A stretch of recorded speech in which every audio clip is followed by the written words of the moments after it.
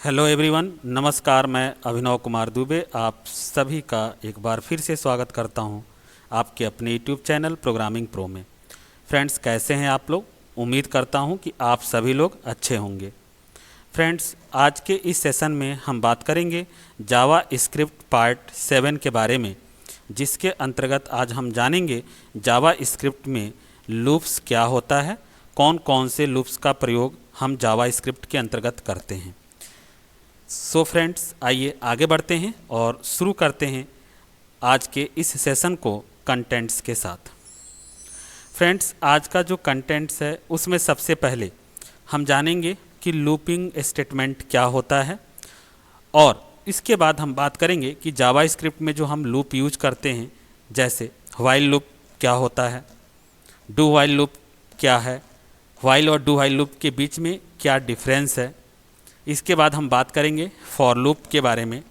फिर हम लोग फॉर लूप का ही एक अनदर फॉर्म जानेंगे जिसको हम लोग बोलते हैं फॉर इन लूप के बारे में बात करेंगे, और फिर फाइनली हम बात करेंगे कि इनफाइनाइट लूप क्या होता है।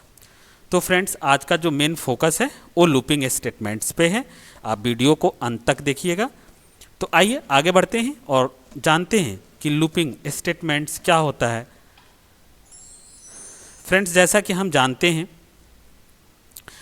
कि जब हम प्रॉब्लम सॉल्विंग की बात करते हैं, तो जैसा कि हम पहले डिस्कस कर चुके हैं कि प्रॉब्लम सिंपल बेस्ड प्रॉब्लम होती है, जिसको हम simple input output data types variables के माध्यम से सॉल्व करते हैं। सेकेंड, हम लोगों ने प्रॉब्लम सॉल्व किया था जो कंडीशनल बेस्ड प्रॉब्लम होती हैं, यानी जिसमें कुछ कंडीशंस होती हैं, कंडीशंस के बेसिस पे हम कुछ स्टेटमेंट को एग्जीक्यूट करना चाहते हैं। तो वहाँ पर हम लोग conditional based statement like if else, switch case, ternary और कंडीशनल ऑपरेटर के माध्यम से हम लोगों ने उसको सॉल्व करना सीखा। तीसरी टाइप की जो प्रॉब्लम होती है, कभी कभी ऐसी सिचुएशन होती है जहाँ पर आप किसी एक पर्टिकुलर स्टेटमेंट को या सेट ऑफ स्टेटमेंट को एक सर्टेन कंडीशन तक एग्जीक्यूट करना चाहते हैं बार बार, यानी रिपीटेडली उसको अगर आप किसी स्टेटमेंट को एग्जीक्यूट करना चाहते हैं, तब आपको उस तरीके की प्रॉब्लम को सॉल्व करने के लिए हर प्रोग्रामिंग लैंग्वेजेस में लूपिंग स्टेटमेंट प्रोवाइड की गई है। जावा स्क्रिप्ट में भी लूपिंग स्टेटमेंट प्रोवाइड की गई है, जिसके माध्यम से आप रिपीटेड टाइप के जो टास्क हैं, ऑपरेशंस हैं, उनको आप परफॉर्म कर सकते हैं। तो लूप का मतलब ही यही होता है कि अगर कोई स्टेटमेंट अगेन एंड अगेन एक पर्टिकुलर कंडीशंस तक एग्जीक्यूट होना है, तो वहाँ पर हम उस स्टेटमेंट को लूपिंग स्टेटमेंट्स के माध्यम से एग्जीक्यूट कर सकते हैं। तो उम्मीद करता हूँ कि आपको ये बात समझ में आ गई होगी कि अगर रिपीटेड टाइप के स्टेटमेंट, यानी कोई एक ऐसा स्टेटमेंट जो बार बार एग्जीक्यूट हो रहा हो, तो उस तरीके के टास्क को, रिपीटेड टाइप के टास्क को परफॉर्म करने के लिए हम लोग लूपिंग स्टेटमेंट का प्रयोग करते हैं। इसको इटरेशन भी बोला जाता है, इटरेटिव स्टेटमेंट भी बोला जाता है, यानी एक ऐसा स्टेटमेंट जो बार बार इटरेट हो रहा हो, रिपीटेड हो रहा हो एक पर्टिकुलर कंडीशन तक। तो फ्रेंड्स, जावा स्क्रिप्ट में भी इस तरीके की लूपिंग स्टेटमेंट अवेलेबल हैं, जिनको यूज करके हम रिपीटेड टाइप के टास्क को परफॉर्म कर सकते हैं। जैसे एक सिंपल सा एग्जाम्पल आप देख सकते हो। अगर सपोज दैट आप एक टेक्स्ट प्रिंट करना चाहते हो, हेलो वर्ल्ड, अगर हम आपसे कहें कि हेलो वर्ल्ड आपके स्क्रीन पर 10 टाइम्स लिखा हुआ होना चाहिए, तो आप क्या करोगे? अगर आपको लूपिंग स्टेटमेंट के बारे में पता नहीं है, लूप से पहले तक की चीज़ अगर आप पढ़े हो, तो आप क्या करोगे? नॉर्मली आप प्रिंट स्टेटमेंट का प्रयोग करोगे, जैसे कि आप डॉक्यूमेंट डॉट राइट के माध्यम से डायरेक्टली ब्राउजर पे आप किसी टेक्स्ट को डिस्प्ले करा देते हो, तो आप document dot right hello world, फिर दूसरी लाइन में भी document dot right hello world, यानी 10 टाइम्स आप लिखोगे। अब आप सोचो, अगर हम आपसे कह दें कि इसको 20 टाइम्स करिए, तो आप डॉक्यूमेंट डॉट राइट 20 टाइम्स लिखोगे। अगर मान लो 100 टाइम कह दिया जाए, 1000 टाइम्स कह दिया जाए, तो क्या एक छोटे से प्रोग्राम के लिए हम 1000 लाइन राइट करेंगे? अगर राइट करेंगे तो इसका ड्रॉबैक क्या है? टाइम टेकन प्रोसेस है। अगर 1000 लाइन अगर लिखनी हो तो कितना टाइम कंज्यूम होगा? तो टाइम कंज्यूमिंग प्रोसेस हो जाएगा। प्लस आपके प्रोग्राम की साइज बहुत बड़ी हो जाएगी। एक छोटे से प्रोग्राम के लिए 1000 लाइन लिखने से प्रोग्राम की साइज क्या होगी, अनएक्सपेक्टेड बड़ी हो जाएगी। इससे मेमोरी कंजम्पशन भी ज़्यादा होगा, टाइम लिखने में, कोड को लिखने में टाइम ज़्यादा कंज्यूम होगा। ज़्यादा बड़ा प्रोग्राम होने से वो प्रोग्राम कम्प्लेक्स हो जाएगा, अंडरस्टैंडिंग उसमें नहीं रहेगी। तो ये प्रॉब्लम तब आती है जब आप एक स्टेटमेंट को रिपीटेडली प्रिंट करना चाहते हो, लेकिन वो सिंपल स्टेटमेंट्स अगर प्रिंट करोगे तो ये सारी प्रॉब्लम रेज होंगी। इसीलिए इस तरीके की प्रॉब्लम को रिजॉल्व करने के लिए लूपिंग स्टेटमेंट का प्रयोग किया जाता है। अब आइए हम इसको समझ लेते हैं कि अगर हेलो वर्ड 10 टाइम्स हमें प्रिंट करना है विदाउट लूप्स तो कैसे प्रिंट करेंगे, जो अभी मैंने आपसे डिस्कस किया। जैसे आप देख सकते हो हेलो वर्ड ये 10 टाइम्स प्रिंट हुआ है। अब इसके सोर्स कोड को देख लेते हैं। हमने कोई भी लूप यूज नहीं किया है, सिंपल स्टेटमेंट के माध्यम से किया है। जो मैं अभी आपको डिस्कस कर रहा था कि डॉक्यूमेंट डॉट राइट 10 टाइम्स लिखेंगे और उसमें टेक्स्ट लिख देंगे, 10 टाइम वो प्रिंट हो जाएगा। लेकिन चलो 10 टाइम्स है तो आपने लिख लिया। अगर आपसे कहा जाए 1000 टाइम्स, क्या आप 1000 लाइन लिखोगे? बहुत बड़ी प्रोग्राम होगी और इसके ड्रॉबैक क्या होंगे, अंडरस्टैंडिंग नहीं रहेगी, कॉम्प्लेक्सिटी होगी, लिखने में टाइम कंज्यूम होगा।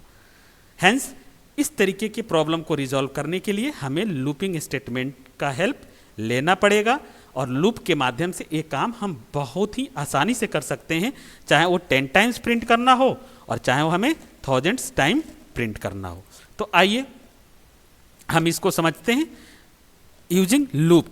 अब लूपिंग स्टेटमेंट का प्रयोग करके हम इसको समझते हैं। तो अब देखिए सेम आउटपुट मिल रहा है और इसका सोर्स कोड भी अगर हम देखें तो सोर्स कोड में देखिए नॉर्मली हमने क्या किया कि एक लूप यूज किया। हालांकि अभी इस लूप के बारे में हम आगे डिस्कस करेंगे। सिंपल है, यहाँ पर हमने एक फॉर लूप लगाया हुआ है और फॉर लूप के माध्यम से आप देख सकते हैं एक वेरिएबल डिक्लेयर किया गया है आई की वैल्यू 1 से स्टार्ट की गई है, कहाँ तक चलेगी, 10 तक, और आई में एक एक इंक्रीमेंट होता रहेगा। फर्स्ट टाइम आई की वैल्यू 1 रहेगी, कंडीशन चेक होगा कि क्या आई 10 से लेस है, ट्रू होगा। अगर ये कंडीशन ट्रू होगा तो नीचे की तरफ प्रिंट होगा, यानी डॉक्यूमेंट डॉट राइट ये वाला स्टेटमेंट एग्जीक्यूट होगा, हेलो वर्ड प्रिंट कर देगा। फिर आई में इंक्रीमेंट हो जाएगा, आई की वैल्यू 2 होगी, फिर कंडीशन चेक करेगा क्या आई अभी भी 10 से लेस है, यानी ये तब तक लूप चलेगा जब तक कि आई की वैल्यू 10 के बराबर या उससे लेस है तब तक रहेगा। तभी आई की वैल्यू 2 है, अभी 2 10 से लेस है, फिर कंडीशन ट्रू हो गया, सेकेंड लाइन फिर प्रिंट होगा। इस तरीके से 10 टाइम लूप चलेगा। जब आई की वैल्यू 11 होगी तो कंडीशन यहाँ फॉल्स हो जाएगा, आप फॉर लूप से क्या हो जाएंगे, बाहर हो जाएंगे। अब आप देखिए आपने जहाँ पर 10 लाइन लिखी थी वहाँ पर सिर्फ 2 लाइन में ये प्रोग्राम क्या हो गया, कंप्लीट हो गया। अगर मान लो इसको हमें 1000 लाइन अगर प्रिंट करना होगा तो 10 की जगह पर हम इसको क्या करेंगे, 1000 टाइम चला देंगे लूप को। तो यही काम हम कितने आसानी से कर ले रहे हैं। तो लूप के माध्यम से हम इस तरीके के रिपीटेड टाइप के स्टेटमेंट को, जो एक स्टेटमेंट कई बार रिपीट हो रहा है, जैसे हेलो वर्ड 10 टाइम रिपीट हो रहा है, 1000 टाइम रिपीट हो रहा है, तो एक स्टेटमेंट अगर अगेन एंड अगेन एग्जीक्यूट होना हो तो उसको एग्जीक्यूट करने के लिए हम लोग लूपिंग स्टेटमेंट का प्रयोग करते हैं। तो उम्मीद करता हूं कि आपको ये दोनों ही डिफरेंस समझ में आ गया होगा कि अगर सेम प्रोग्राम को हम बिना लूप की सहायता से बनाते हैं तो क्या प्रॉब्लम हो रही है, और यदि हम लूप यूज कर रहे हैं तो उसके क्या फ़ायदे हो रहे हैं। प्रोग्राम की साइज़ छोटी हो जा रही है, प्रोग्राम को लिखने में जो टाइम कंज्यूम हो रहा है वो टाइम कंज्यूम नहीं होगा, छोटे से प्रोग्राम की अंडरस्टैंडिंग ज़्यादा होती है, यूज़र उसको आसानी से समझ सकता है। तो ये सारे इसके फ़ायदे होते हैं जब आप रिपीटेड टाइप के स्टेटमेंट को लूप के माध्यम से आप सॉल्व करते हैं। तो उम्मीद करता हूँ कि आपको ये बात समझ में आ गई होगी। आइए आगे बढ़ते हैं और अब हम ये जानेंगे कि टाइप्स ऑफ लूप्स, यानी जावा स्क्रिप्ट में कौन कौन से लूप यूज होते हैं। तो बेसिकली जो लूप्स हैं वो 2 तरीके का यूज होता है जावा स्क्रिप्ट के अंतर्गत।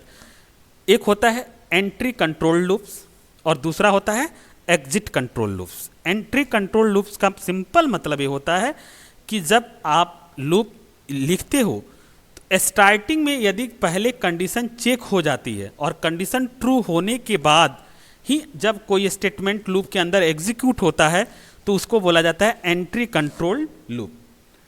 आफ्टर दैट आपके स्टेटमेंट एग्जीक्यूट होते हैं। अगर कंडीशन फर्स्टली फॉल्स हो जाएगा तो वहीं से कंडीशन फॉल्स होने के बाद अंदर के स्टेटमेंट लूप के एग्जीक्यूट नहीं होते हैं, तो इसको बोला जाता है एंट्री कंट्रोल लूप। सेकेंड जो टाइप है वो है exit control loops. Exit control loops का मतलब ये होता है कि पहले स्टेटमेंट एग्जीक्यूट कराया जाता है और कंडीशंस क्या होती है, बाद में चेक होती हैं, इसीलिए इसको बोला जाता है एग्जिट कंट्रोल लूप्स। अब इसमें दोनों में डिफरेंस क्या है, तो एंट्री कंट्रोल लूप्स के एग्जांपल जैसे फॉर लूप क्या है, एंट्री कंट्रोल लूप है, व्हाइल लूप क्या है, एंट्री कंट्रोल लूप है।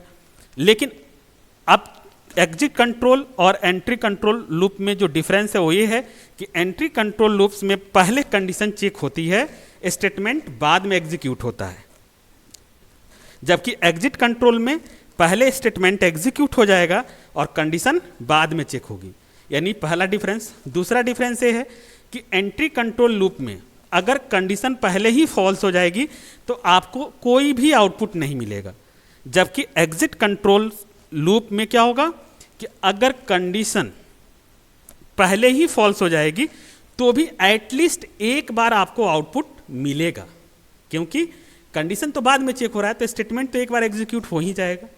तो ये बेसिक डिफरेंस है entry control loop and exit control loop में।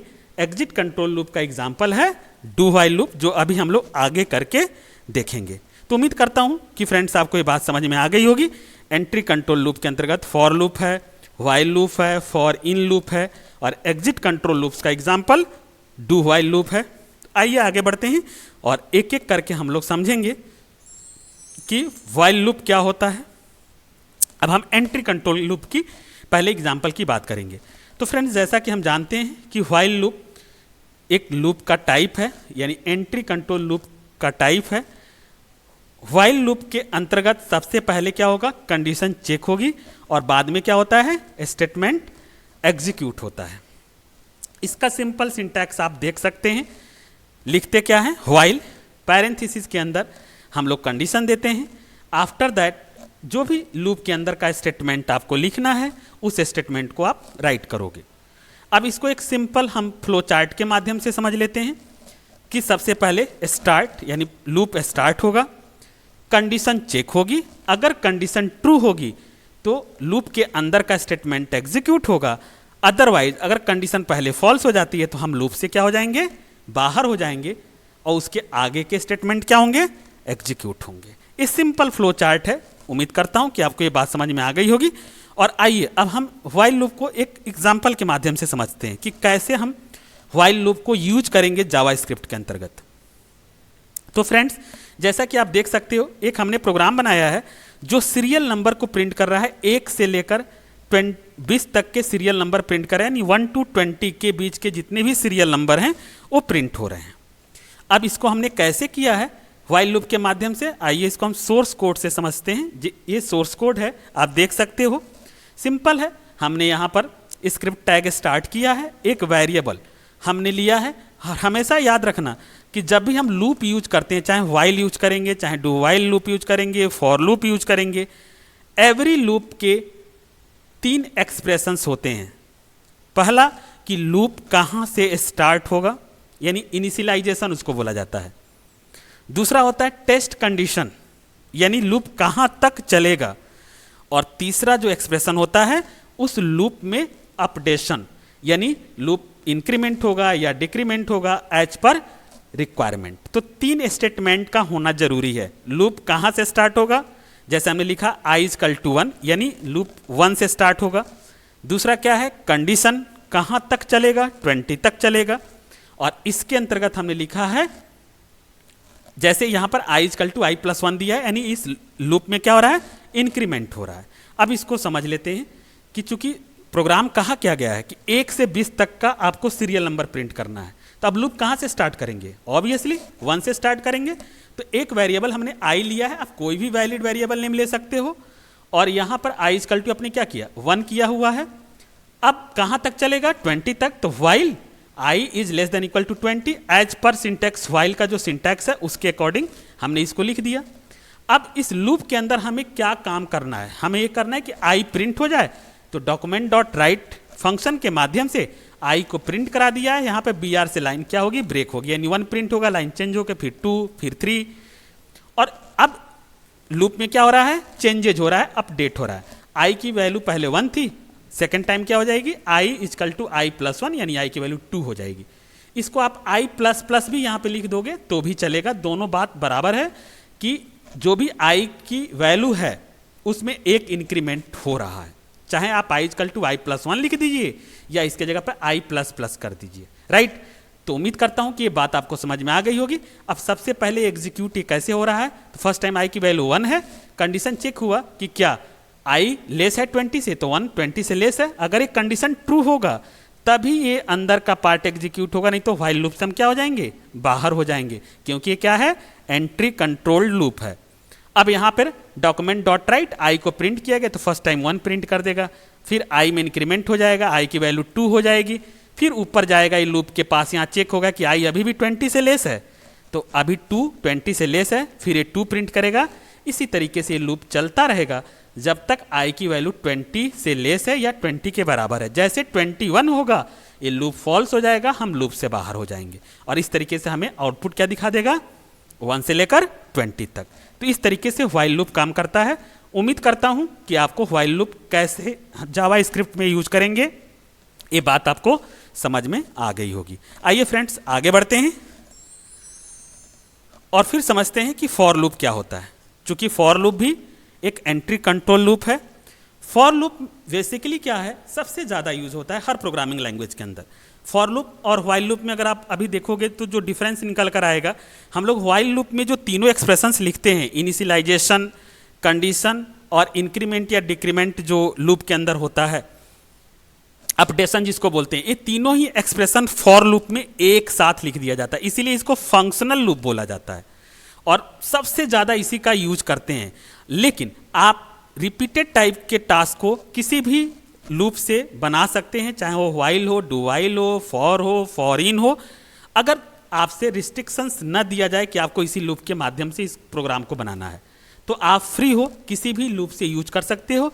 और सारे लूप का एक ही ऑब्जेक्टिव है, रिपीटेड टाइप के टास्क को परफॉर्म करना। बट फॉर लूप क्या है, एक फंक्शनल लूप है, एंट्री कंट्रोल लूप है। ये लूप में जो तीनों एक्सप्रेशन है एक साथ लिखे जाते हैं, जबकि व्हाइल लूप में आप देख रहे हो कि इनिशियलाइजेशन पहले, कंडीशन बाद में, फिर अपडेट थर्ड पॉइंट पे हम लोग कर रहे हैं। अब यहाँ पे फॉर लूप का एक सिंपल सिंटैक्स देख सकते हैं। पहले इनिशियलाइजेशन, कहाँ से लूप स्टार्ट होगा, कहाँ तक चलेगा टेस्ट कंडीशन, और उस लूप में क्या इंक्रीमेंट या डिक्रीमेंट होगा। फिर लूप के अंदर का बॉडी पार्ट यहाँ पे हम लोग क्या करते हैं, राइट कर देते हैं। तो उम्मीद करता हूँ कि ये सिंटैक्स आपको समझ में आ गया होगा। बहुत ईजी सिंटैक्स है। फ्लो चार्ट के माध्यम से इसको समझते हैं। स्टार्ट होगा, पहले इनिशियलाइज होगा, लूप कहाँ से चलेगा, कंडीशन चेक होगी। अगर कंडीशन ट्रू है तब तो ट्रू वाले स्टेटमेंट एग्जीक्यूट होंगे, अदरवाइज अगर कंडीशन सपोज दैट ट्रू वाले स्टेटमेंट एग्जीक्यूट होंगे और आफ्टर दैट लूप में इंक्रीमेंट या डिक्रीमेंट होगा एज पर रिक्वायरमेंट, फिर कंडीशन चेक होगी। ये तब तक चलता रहेगा जब तक ये कंडीशन ट्रू होगी। जैसे कंडीशन फॉल्स होगी हम लूप से बाहर हो जाएंगे, यानी फॉर लूप से हम क्या हो जाएंगे, बाहर हो जाएंगे। तो उम्मीद करता हूं कि ये बात भी आपको समझ में आ गई होगी। आइए हम इसको एग्जाम्पल के माध्यम से समझते हैं। तो फ्रेंड्स, जैसा आप देख सकते हैं कि एक प्रोग्राम हमने बनाया है जिसमें लिखा गया है प्रिंट योर नेम 10 टाइम्स। तो सिंपल, यहाँ पे 10 टाइम्स नेम प्रिंट होकर आ रहा है और इसका सोर्स कोड ये है। अब आपको ये बात समझ में आ गई होगी कि एक वेरिएबल i लिया गया है। अब देख सकते हैं तीनों ही एक्सप्रेशंस को, यानी पहला क्या है, i = 1 इनिशियलाइजेशन, दूसरा क्या है, i < 10, कहाँ तक लूप चलेगा, 10 तक कंडीशन, और तीसरी चीज हमने यहाँ पे क्या लिखी है, i++ या i = i+1, बात दोनों इक्वल है। इसमें लूप में इंक्रीमेंट हो रहा है और इसके अंतर्गत हमने क्या किया है, बॉडी पार्ट में नेम प्रिंट करा दिया है और इस तरीके से लूप 10 टाइम एग्जीक्यूट होगा, 10 टाइम्स आउटपुट को डिस्प्ले कर दे रहा है। तो उम्मीद करता हूं कि आपको ये बात समझ में आ गई होगी। फॉर लूप का यूज सबसे ज्यादा होता है। तो आइए फ्रेंड्स आगे बढ़ते हैं और फिर समझते हैं कि फॉर इन लूप क्या होता है। फ्रेंड्स, जैसा कि हम जानते हैं कि जावा स्क्रिप्ट एक ऑब्जेक्ट बेस्ड लैंग्वेज है, तो हम इसमें बहुत ज़्यादा डिस्कस नहीं करेंगे क्योंकि ऑब्जेक्ट अपने आप में एक बहुत बड़ा टॉपिक है। बस इतना आप जान सकते हो कि जैसे हम प्रोग्रामिंग के टर्म्स में अगर कोई एरे है तो एरे पर अगर हम कोई लूप इंप्लीमेंट करना चाहते हैं तो सबसे इजी वे में हम फॉर इन लूप का प्रयोग कर सकते हैं। तो किसी ऑब्जेक्ट पर अगर आपको लूप इंप्लीमेंट करना है वो फॉर लूप होता है। सिंपल है, फॉर लिखेंगे, वेरिएबल का नाम लिखेंगे, इन लिखेंगे और ऑब्जेक्ट का नाम लिखेंगे। अब इसको हम एक एग्जाम्पल के माध्यम से समझ लेते हैं। जैसे यहाँ पे देख सकते हैं फर्स्ट नेम प्रिंट कराया गया है, मिडिल नेम प्रिंट कराया गया है और लास्ट नेम प्रिंट कराया गया है, लेकिन इसको हम सोर्स कोड से समझेंगे तब बात समझ में आएगी। अब आप ध्यान दीजिएगा, यहाँ पर हमने एक वेरिएबल लिया है पर्सन नाम का, और आप देख रहे हैं कि कर्ली ब्रेसेस में हमने क्या लिखा है, फर्स्ट नेम, ये ऑब्जेक्ट है और इसकी वैल्यू क्या है, अभिनव। मिडिल नेम ये जस्ट लाइक एक ऑब्जेक्ट बनाया है और इसकी वैल्यू क्या है, कुमार। लास्ट नेम ये जस्ट लाइक ऑब्जेक्ट बनाया है, इसकी वैल्यू क्या है, दुबे। तो इस तरीके से ये जो हमने क्रिएट किया है जस्ट लाइक लिस्ट बना दिया है, लिस्ट के फॉर्म में हमने वैल्यूज को क्या किया है, क्रिएट कर दिया है। यानी की पेयर वैल्यू के बेसिस पे हमने यहाँ पर वैल्यू को अरेंज किया हुआ है। अब अगर इस तरीके की अरेंजमेंट अगर है और उसकी डेटा को प्रिंट करना है तब आपको फॉर इन लूप का प्रयोग करना पड़ेगा। सिंपल है, एक वेरिएबल हमने पी लिया है और हमने लिखा है फॉर पी इन पर्सन, यानी पर्सन यहाँ पे क्या हो गया, ऑब्जेक्ट हो गया।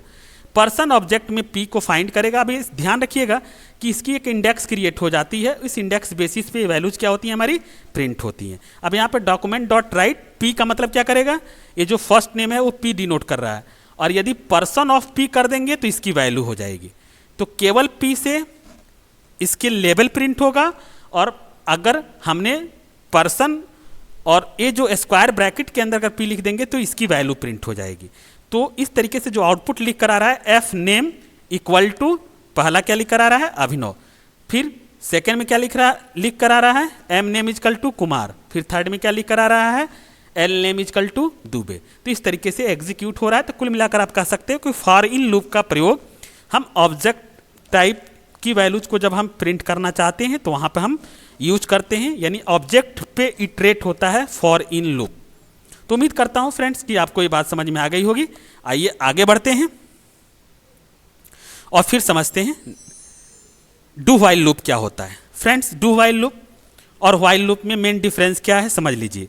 व्हाइल लूप में पहले कंडीशन चेक होती है, स्टेटमेंट बाद में एग्जीक्यूट होता है, जबकि यहां पर पहले स्टेटमेंट एग्जीक्यूट होगा और व्हाइल कंडीशन बाद में लगती है। सेकेंड डिफरेंस है कि व्हाइल लूप के एंड में सेमी कॉलन का प्रयोग नहीं होता है व्हाइल के एंड में, जबकि डू व्हाइल के एंड में हम सेमी कॉलन का प्रयोग करते हैं।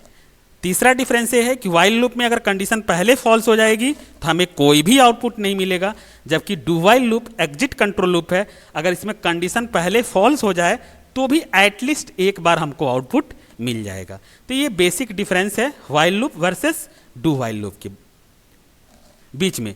तो आइए हम इसको एग्जाम्पल के माध्यम से समझते हैं। तो फ्रेंड्स, जैसे देख सकते हैं कि हमने एक एग्जाम्पल बनाया है जिसमें हमने प्रिंट किया है 1 से 20 के बीच में जितने भी इवन नंबर है वो डू व्हाइल लूप के माध्यम से उसको हमने प्रिंट किया है। आइए इसको हम लोग सोर्स कोड के माध्यम से समझते हैं।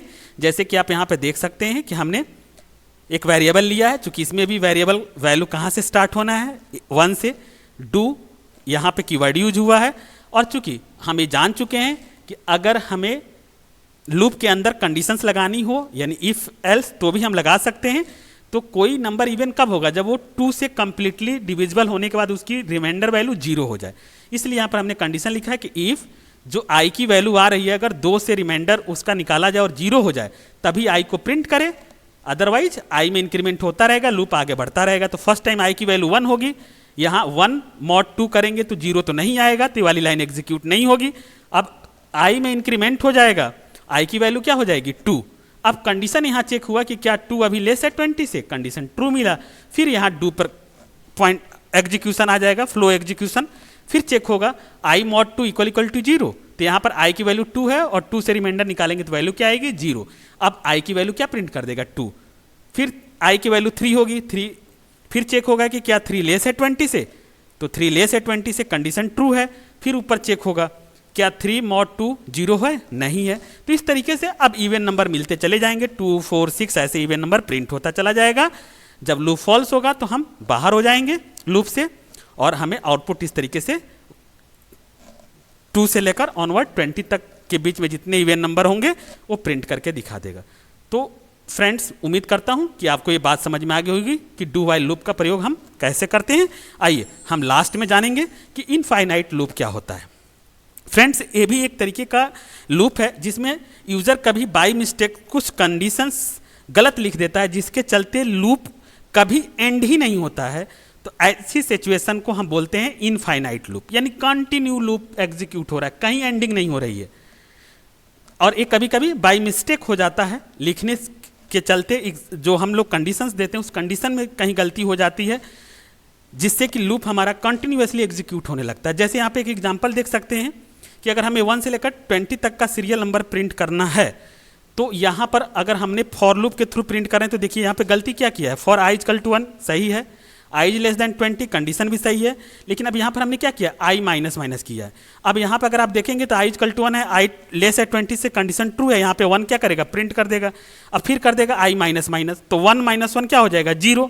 फिर चेक करेगा आई इज लेस देन 20, तो 0 लेस है 20 से, अब फिर ये प्रिंट कर देगा 1 प्रिंट 0 प्रिंट कर देगा। अभी इस तरीके से क्या होता रहेगा, कंटिन्यूटी में कभी आई की वैल्यू आगे बढ़ेगी ही नहीं, 20 कभी होगी ही नहीं, और ये लूप कंटिन्यूअसली चलता रहेगा, यानी इनफाइनाइट टाइम चलता रहेगा। तो इस तरीके की कंडीशंस जब लूप के अंदर होती है, जिससे कि लूप कंटिन्यूअसली एग्जीक्यूट हो रहा हो, एंड ना हो रहा हो, टर्मिनेट ना हो रहा हो, तो इस तरीके की कंडीशंस को हम बोलते हैं इनफाइनाइट लूप। उम्मीद करता हूं कि आपको बात समझ में आ गई होगी।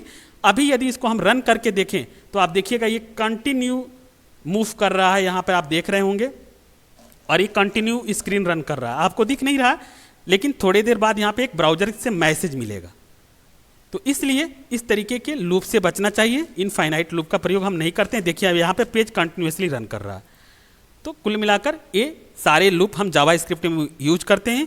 उम्मीद करता हूँ कि ये सारे लूप आपको समझ में आ गए होंगे।